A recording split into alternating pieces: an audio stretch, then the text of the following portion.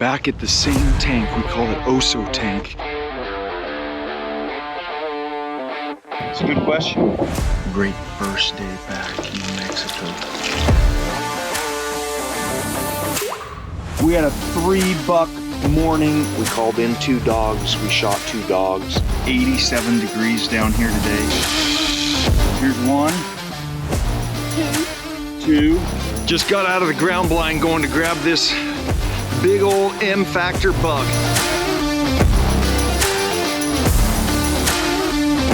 Decent bobcat. Every day down here in Mexico is new and exciting.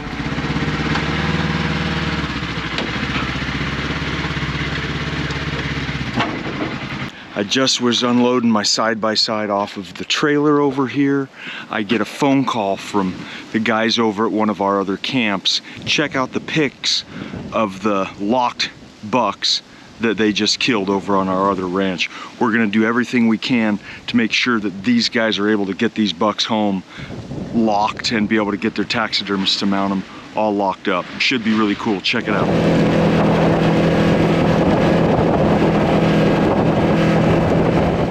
All right, so I'm back at the same tank. We call it OSO tank. The same tank that Cameron shot her 3 javelina on. And there's still a lot of good sign here. And there's still pictures of a great buck that we call El Fuego. El Fuego is kind of a gnarly looking buck, but he's definitely a shooter. He's super cool. So I've moved the ground blind over a little bit. The water has receded back and I hope to get a shot at him. It's my first morning back in Mexico. Sun's just coming up. It's been colder here for the last couple of days. It's the 10th of January and we're really expecting with this cold weather for the bucks to start getting a little bit ruddy. Don't know how good the action's gonna be today.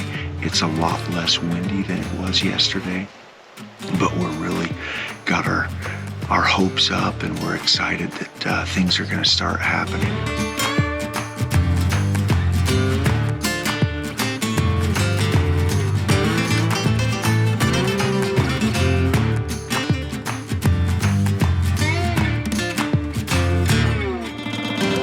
I had a great first day back in Mexico sitting in the ground blind today. The best news is the wind died down. Yesterday it was howling. Not a lot came in for our hunters or ourselves, so really glad that we had good calm winds today. It was warmer here as well. I had 10 deer total, 2 small bucks, 8 does, a couple different herds of javelina. I think 10 in all come in today. Really happy with the way things went.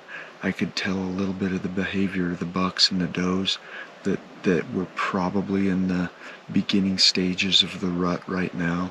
The small bucks are definitely interested in the does and we're sitting a great tank. I think it's just a matter of time. It's 2 o'clock though, and usually I like to sit the entire day for these big old M Factor bucks that we're chasing, but the fact of the matter is we got a lot of Browning trail cameras that are still out there that we need to pull cards and check and see what kind of activity they're getting right now. I told my buddy Matt we'd meet him back at the ranch house and we'll go pull these cards, but hopefully there's a little bit of time we can go do a little predator calling right at last light, see if we can't call in a coyote, bobcat, or maybe gray fox. Let's cross our fingers and hopefully we can get some predators killed and save some fawns and save some deer. Just drove into camp and look what we got behind me. Cade's buck, Landon's buck, and Ava, get in there. Ava's buck. Yep. We had a 3-buck morning on the ranch here in Mexico. That's M Factor. 3 bucks, but 3 big-bodied, old, mature deer. None of these deer, I believe all of these deer are at least 5.5. This buck on the ground, we believe is 5.5, correct? Correct. This other buck we call, that Cade's holding, we call Turd Buck, and we believe he's 5.5 or 6.5. And we believe Ava's buck could be 7 or 8 years old. Was he the only deer to come in today? Yeah, he's the only deer that's drank today or yesterday. Yesterday was ridiculously windy, as everybody knows, but only deer to come in. I didn't hear any other deer, didn't see any other deer. I can see a little bit behind me, but only deer to come in. And you know, it was really cool because the way that he came in, the way that he stuck his nose in the water was the exact same way that I would see him do it, you know, a couple years back when I passed him as a 3.5-year-old deer. And I remember literally the second I pulled the trigger thinking to myself how grateful I was that I didn't shoot him 2 years ago, because now he's quite a bit bigger and a lot cooler. My dad was sitting for this one at a tank about 1.5 miles up the road. And then he came into my tank an hour after Ava shot this one, right here. Is that the biggest Coues deer you've ever killed? Yeah, yeah. By a little or by a lot? By a lot. By a lot. He's probably 70 yards away. Came in with a doe and a fawn. Was he acting ruddy? Yeah.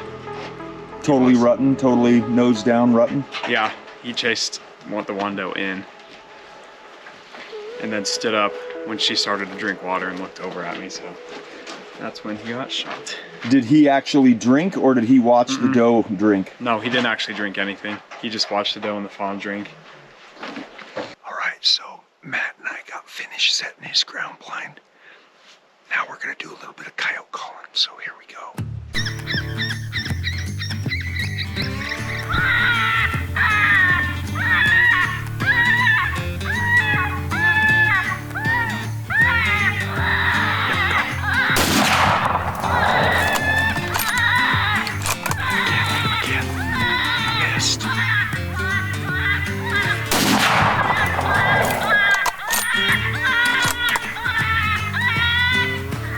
All right, Matt, so we're done with our calling sequence, and we got a bobcat.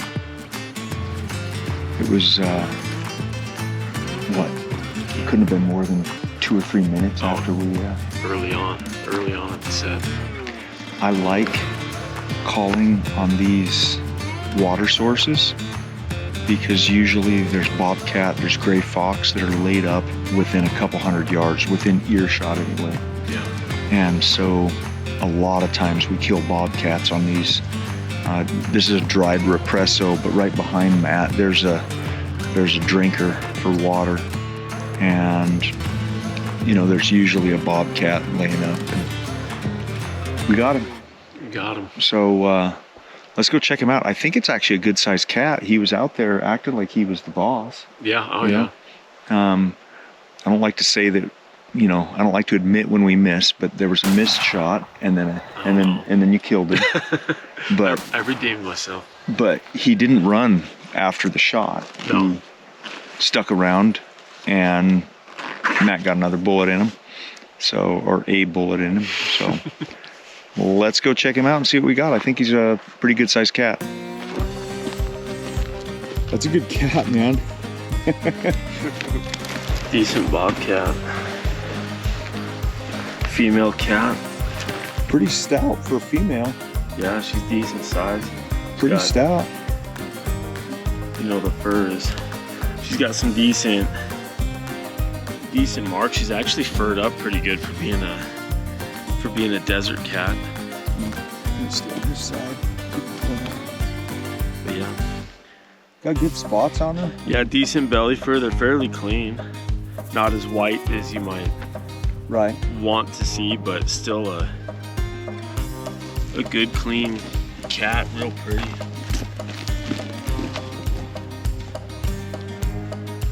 Good claws on her. Pads are worn from running on this dry country. But yeah, she's definitely mature, starting to get the teeth where they're a little bit rounded.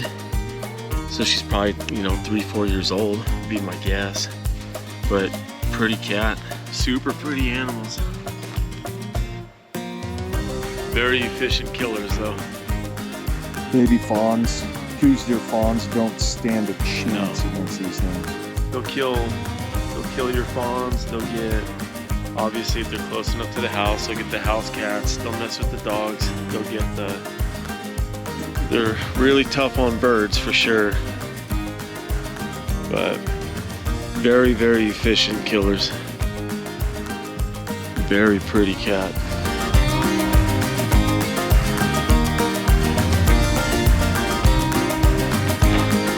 I'm running late this morning. Probably 25-30 minutes late, but I'm hiking into my blind right now. It's pretty cold out today. Probably gonna be a good day. There's no wind. It's just a matter of time at this point. A few does just need to go into estrus and it'll be game on. So here we go for another day.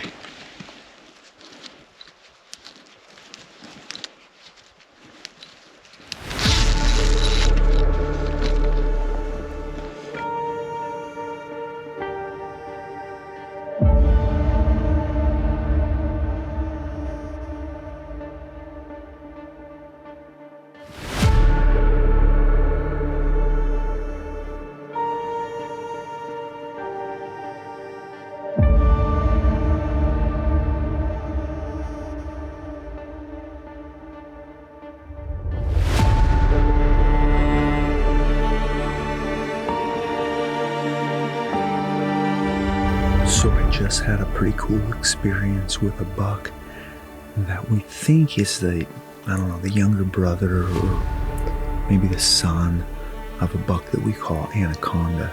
He's got a lot of similarities to that buck. We don't know, but we passed him, I think, twice on Cameron's hunt 3 weeks ago. He just sat up on the berm for over an hour, just surveying out here. There were 4 does that came in, and he just watched. He just stood there and watched and watched and watched for over an hour. He finally came in and took a drink, and then meandered off over the berm. So he lives for another day, 2 more years, and that buck could be a hammer, and somebody will love to shoot him, but he's got a free pass for today.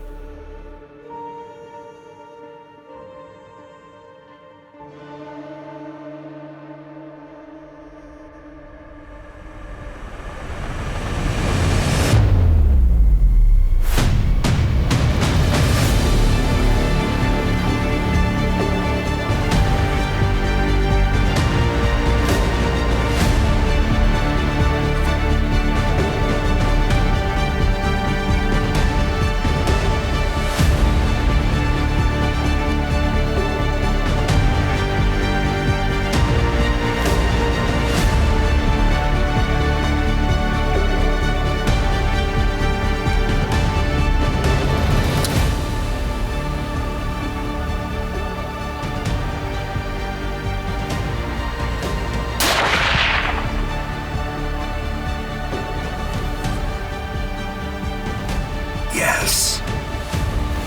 I got a buck down. It's a big buck. We call him El Fuego. He's massive. He's bladed. He's a total M-Factor buck here in Sonora, Mexico. January the 15th, 9:28 a.m. He didn't even make it into the water yet, and I had to actually adjust the tripod here in the ground blind, but it was a scenario that I was prepared for, and I was able to get it done. I'm so excited about this. I can't take it anymore. We got to get out of this ground blind and go check out this buck. Let's go. So here he is. This is right where he fell, and I'm picking him up for the first time. Really a super cool deer. I'm so grateful to be able to have opportunities like this to come out here into Mexico and just have the opportunity to watch and hunt and pursue animals of this caliber. These Coues deer are beautiful. These gray winter coats that they have going on, and just the character of these horns and everything about these deer. I love them. I'm addicted to hunting them, and my boys are too. Cade and Connor love them.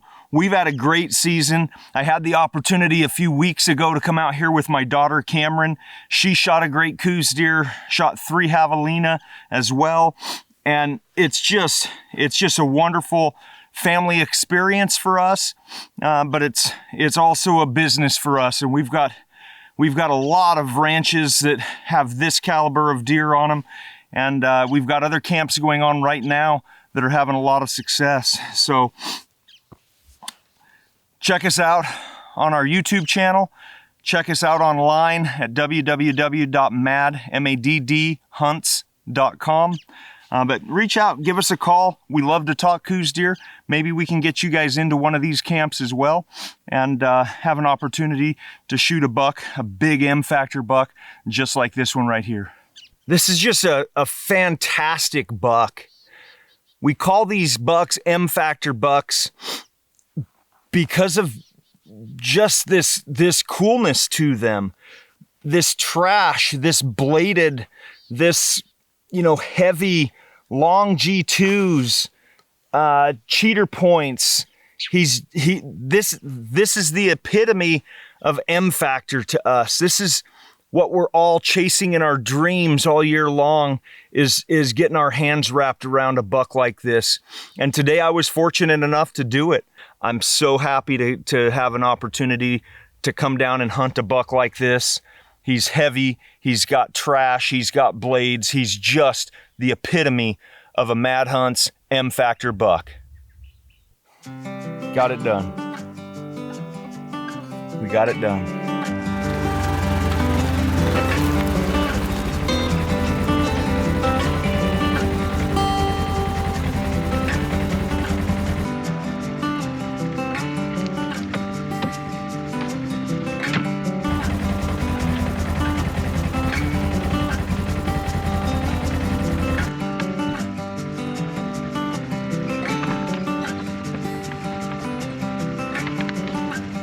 All right, I think this is probably gonna be the second best part of my day.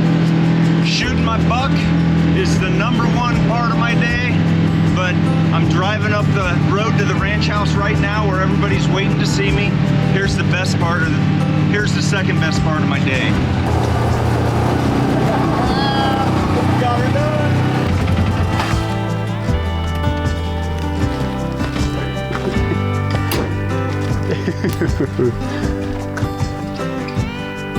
There he is, 9:28 this morning.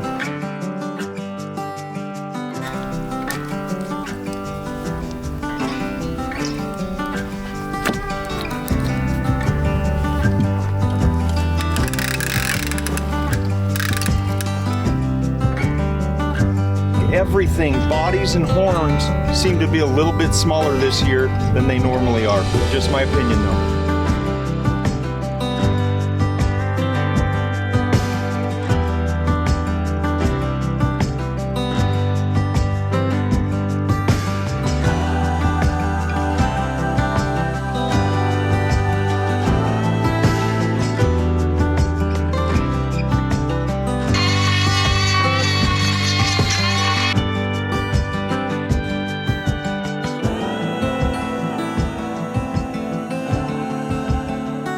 We wanted to make one final point before we conclude this video about the buck I killed this year in Mexico. We've really been trying to figure out what buck it was. It wasn't a buck that we really recognized. Most of the season we were calling it a buck named El Fuego. El Fuego was known to be in the vicinity of where I shot this buck, but after further review, it's not El Fuego, regardless of what the antlers look like. El Fuego had some little nicks and slashes and cuts in his ears. The buck that I killed had perfectly clean ears, not a nick or a scratch on them. So it really eliminated El Fuego from the suspects of who we thought he was. We looked at another buck that was on a nearby represso from last year that had an inline over here on the left side. I think it was his left side, but after looking at him, he had some similar eye guards. We really can't say for sure yes or no on this other buck. Finally, Connor came up with the idea of a buck named Wildside. Wildside we discovered, I think, 4 years ago, and he had a really crazy left side on him. Had one eye guard long, one eye guard short, had some crazy stuff going on. He was just a little further away than we suspected. Not to mention the fact that we haven't seen Wildside for the past 2 seasons. Would put him at 7.5 years old this year, but we wanted you guys to be the judge. Here's the buck that I killed this year. We're gonna put it on the video screen side by side with the buck that we called Wildside. What do you guys think? The eye guards, the left side. What do you think? Could it be the same buck? Really, there's no way to know, but in my opinion, it's pretty conclusive that Wildside may have disappeared for a couple of years and he came back this year. But make sure to leave us a note down in the messages below and let us know what your thoughts are. Wildside or not?